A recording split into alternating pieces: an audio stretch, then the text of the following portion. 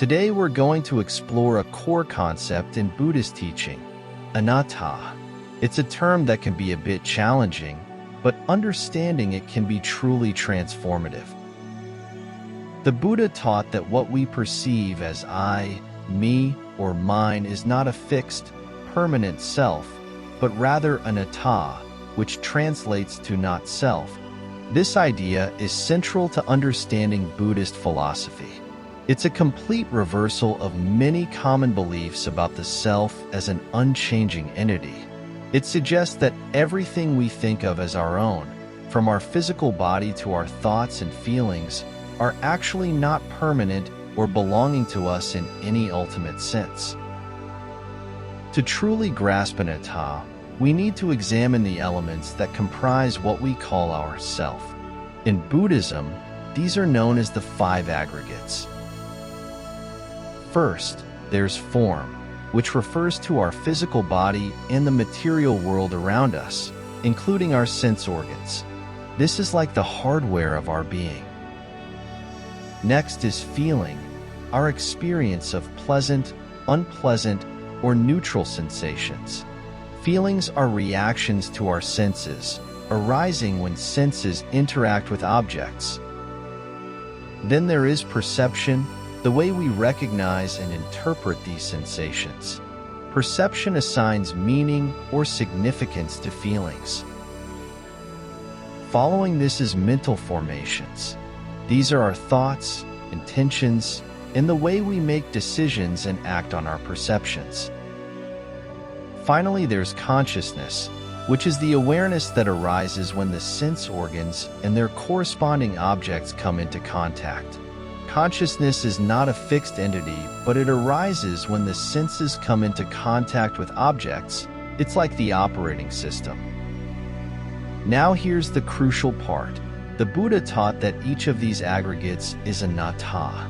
They're not a permanent, unchanging I or mine. They are constantly arising, changing, and ceasing, like a flowing river, always in flux.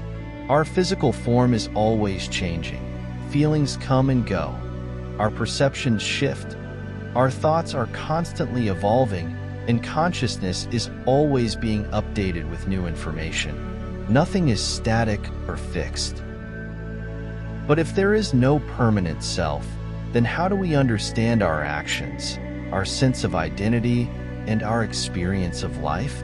It is a puzzle that we say we are doing good or bad, and expect those actions to have consequences. We use the term I in everyday conversation and talk about my possessions as if we are an unchanging individual. This is merely a habit of speech. It's how we learn from the people around us, but it's not how reality truly is. We think I am doing good or I will receive the benefits.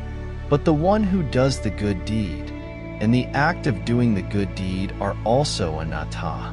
So how do we reconcile this idea with the fact that actions appear to have consequences for individuals?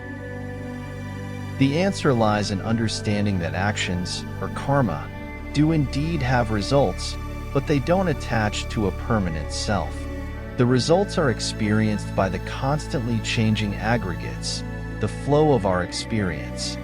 For example, when we perform a good action, we experience the positive consequences not as a fixed self, reaping the reward, but as a positive shift in the aggregates, which includes feelings of joy.